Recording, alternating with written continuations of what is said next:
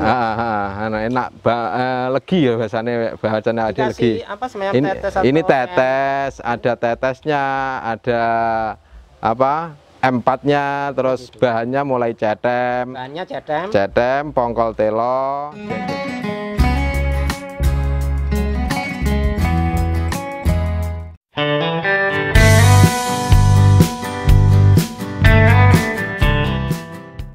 Assalamualaikum Pak. Ya. Waalaikumsalam. Ngapunten nggih.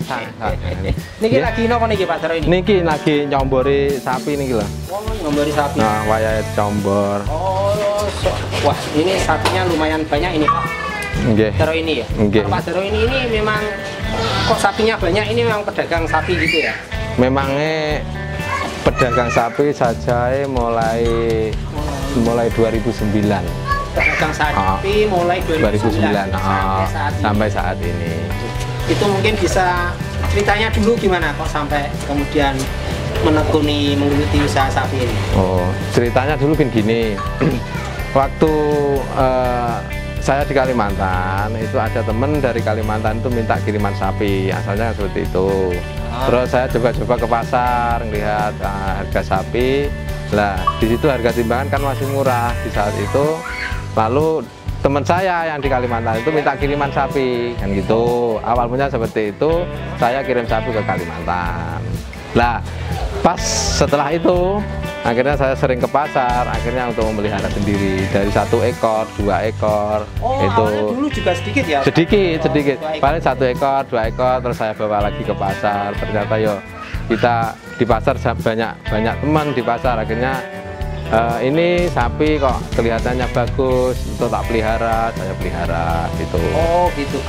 Terus berarti kalau sampai sekarang masih untuk pasarnya sendiri Pak Daro ini melayani pasar lokal saja, masyarakat sekitar, atau juga masih sering kirim ke luar pulau gitu?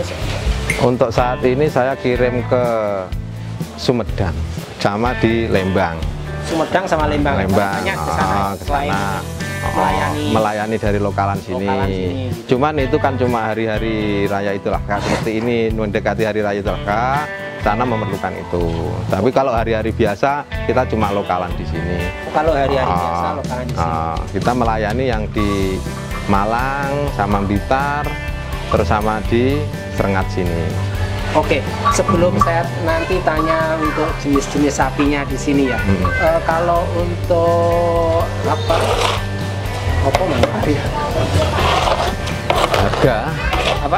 harga timbangan dan jenis sapinya. Untuk harganya sendiri sebenarnya ini kan, apalagi ini kan mau hari raya kurban gitu. Pasarnya itu berbeda enggak antara hari-hari biasa dengan hari-hari menjelang kurban ini? Kalau hari-hari biasa, di saat hari-hari biasa itu memang berbeda dengan mendekati hari raya kurban. Oh begitu ya. Nah, permasalahannya gini, kalau hari raya kurban kan kebanyakan mayoritas dari masyarakat itu pasti cari sapi. Lah, maka dari itu sapi pasti harganya menaik. Itu sudah wajar, gitu mas saya itu. Kalau untuk kisaran kenaikannya sendiri antara hari-hari biasa dengan hari-hari menjelang kurban ini, kisaran harganya sendiri, entah itu per kilonya, entah itu per ekornya gitu, kisaran kenaikannya seberapa?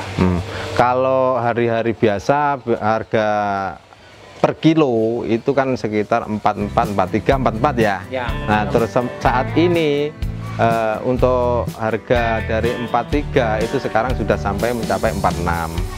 Nah, nanti kalau sudah dekat betul dengan hari raya Idul Adha kurang 15 hari, itu bisa mencapai 48 sampai 50 per kilo sapi hidup. Oh gitu ya. Jadi per kilonya kalau hari-hari gini ya, ini masih lebaran kurang sekitar 1 bulan ya. Itu kenaikannya sekitar antara 3.000 sampai 4.000. Kisarannya itu ya per kilonya. Nanti kalau sudah menjelang hari H, Idul Kurban, itu bisa mencapai 5 sampai 7. Ya. Benar, gitu. Nah, seperti itu. Oke. Terus kalau kemudian Kalau jenisnya sendiri ya, saya lihat kan ini jenisnya macam-macam ya, jenis sapinya. Kalau dari jenisnya ini yang paling banyak diminati oleh pasar gitu ya, atau mungkin ya juga tergantung dari pembeli juga ya, selera juga ya. Kalau mungkin dari jenis-jenisnya itu apa kelebihan atau apa ya, masing-masing mungkin dari jenis ini punya ciri khas gitu. Itu apa yang membedakan, dan ini jenisnya apa saja? Ini, nah kalau dari masyarakat sebenarnya itu yang dicari di saat hari raya Idul Adha itu sebenarnya tidak memandang jenis sapi, yang penting gemuk dan memenuhi syarat dalam kurban. Cuman di sini kalau saya sebagai penggemuk sapi, pedagang sapi, itu kebanyakan yang diminati dari pihak penjual daging itu sapi limusin. Contohnya seperti ini. Limusin seperti ini. Ciri-cirinya apa? Jadi limusin itu ciri-cirinya merah semua, tidak ada putihnya. Gitu. Itu cirinya limusin. Bukan lokal dia ya? Bukan. Nah terus kalau yang seperti ini, ini jenis simental. Simental. Jadi perbedaan antara simental dan limusin, kalau simental ini lebih besar tulangnya daripada limusin. Terus tulangnya besar, lebih kokoh itu. Dan untuk daging sebenarnya itu kalau rasa itu sama lah, daging itu tidak ada bedanya rasa, cuman berbedaan di tulang sama limusin. Kalau yang seperti di sana, ini untuk sapi jenis Jawa ini kan Jawa PO. Nah seperti ini sebenarnya sekarang di wilayah Tulungagung sendiri itu sudah langka, jarang ada teman peminat sekarang itu banyak yang mencari seperti ini. Kalau dulu ini biasanya untuk alat transportasi ya ini. Jenenge cikat, luku, itu. Ada punuknya ini. Iya, itu. Ini jenis sekarang di Tulungagung sapi langka karena jarang ada yang punya seperti ini. Harganya sebenarnya juga lebih mahal ya? Sebenarnya daripada limusin masih mahal limusin. Cuman karena saat ini langka, ini lebih mahal daripada limusin sekarang itu karena kelangkaan itu. Kalau ini berarti limusin? Ini Bligon, ini jenis Bligon. Beda. Bligon itu silang. Jadi intinya indukannya itu sapi Jawa yang merah, gitu. Terus apa namanya pejantannya itu sapi limusin. Jadi keluarnya seperti ini Bligon. Pokoknya tidak ada punuk bahasanya kan seperti itu. Itu. Dia hampir mirip dengan limusin, cuman ini sudah silang. Kawin silang Jawa seperti itu. Kalau untuk perawatannya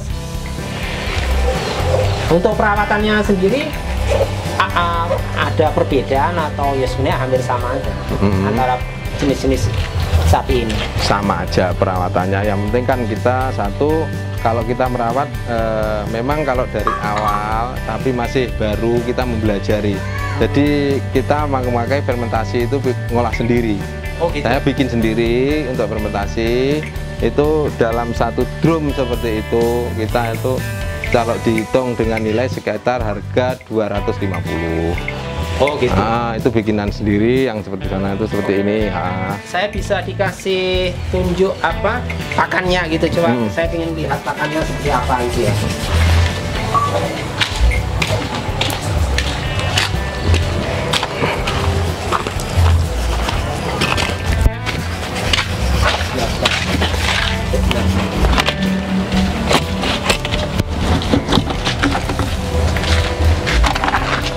Ini bisa dijelaskan ini apa campurannya apa, terus kemudian ini kenapa ditutup gitu. Iya. Ini campurannya gini ya. Untuk membuat ini supaya tidak kena angin, jadi fermentasi akan kan baunya kan harum. Nah, beda. Dia baunya harum. Enak, legi ya bahasanya aja legi. Ini tetes, ada tetesnya, ada empatnya, terus bahannya mulai cetem, pongkol telo, jenjet jagung, polar, terus uyah dan sebagainya. Buahnya garam. Ini sekitar garam. Kalau apa komposisinya? Komposisinya berapa persen? Ini kemarin sempat tak labkan itu sekitar 15% dari per bahan gitu loh. 15% itu berarti hitungannya berapa ya? 15% apanya maksudnya? Proteinnya biasanya. Oh, ini ya, proteinnya. Itu ya 15%. Jadi kalau ini kita kasih kelebihan ya, mengakibatkan sapi itu biasanya masur. Oh, gitu ya. Jadi kita punya takaran. Oke. Dalam 1 ekor sapi itu 2 ini. Oh, 2. Ini ya. Sekali makan. Oh, pagi, gitu. Pagi sama sore. Jadi pagi 1 kilo, dua kali ini sekitar 1 kilo. Sekitar 2 kilo nanti ini. Oh, gitu ya. Dua ini. Satu ada ini berarti berapa kilo? Sekilo. 1 kilo ya. Berarti satu sapi ini 2 kali ini berarti. Iya, 2 kilo. Dengan kandungan protein sekitar 15%. Oh, gitu. Itu standarnya segitu ya. Segitu ya. Ada pakan lain selain ada pakan tambahan gitu selain pakan? Selain ini kita campur Pak sama sama ampas tahu sama gamblong. Oh, setelah ini. Gamblong ampastelo itu seperti itu. Nah, setelah itu nanti kita kasih hijauan. Kalau hijauannya rumput gajah. Rumput gajah. Itu dikasih itu. Gamblong gitu. Gamblong itu.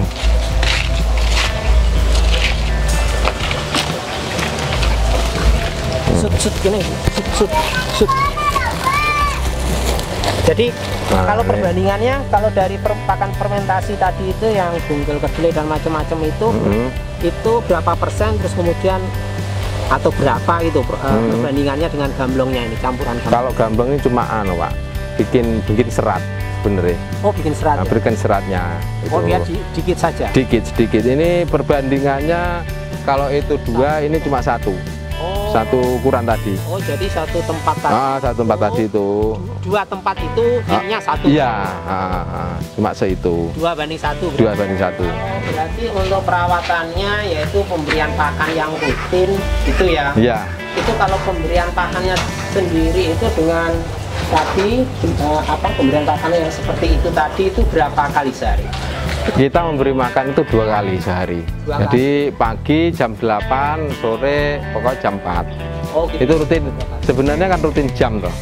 Oh, kalau kita makan seperti ini, tapi kelihatannya kok belum dikasih makan seperti itu, sapi enggak mau tidur. Oh, gitu. Iya. Pakannya kurang. Enggak mau tidur. Atau pakannya berubah gitu. Adaptasi lagi ya. Yang penting jadwalnya. Rutin. Oke. Selain pemberian pakan, mungkin perawatannya apalagi? Kebersihan kandang gitu. Kebersihan kandang kalau kami setiap pagi kita mandikan. Ya, dibersihkan kandangnya, disemprot pakai jadi bersih. Pagi dimandikan cuma 1 kali. Sore kita tidak berani memandikan, permasalahannya apa? Kalau malam kan dingin. Lah mengakibatkan sapi itu nanti kan ada reaksi demam biasanya seperti itu. Jadi kita mandikan itu pagi semua. Satu kali. Kalau misalnya ada nggak misalnya pernah mengalami atau pernah terjadi sapinya sakit gitu Pak? Pernah. Paling sering itu apa sih? Kendala yang paling sering itu dari segi perawatannya, satu dari kebersihan kandang Pak sebenarnya. Oh, gitu. Nah, dari kebersihan kandang, terus kedua itu kadang-kadang kita memandikan sapi itu kan kesiangan. Oh, kesiangan itu tidak bagus juga di sapi. Terus kalau tidak gitu, kadang-kadang mandikan sapi di sore hari, itu kan tidak pas. Itu sebenarnya. Oke, terima kasih Pak Daroni. Jadi kalau Pak Daroni ini kalau alamatnya berada di Desa Pulosari, Kecamatan Lulut, Kabupaten Tulungagung. Iya. Jadi kalau misalnya ada masyarakat yang berminat gitu kan juga masih musimnya sebentar lagi itu kan menjelang Idul Kurban gitu, ada masyarakat yang pengen membeli sapi ke sini gitu bisa langsung datang ke rumahnya Pak Daro ini ya? Ya, bisa langsung kita sambut di sini. Contohnya kita langsung lihat di sini.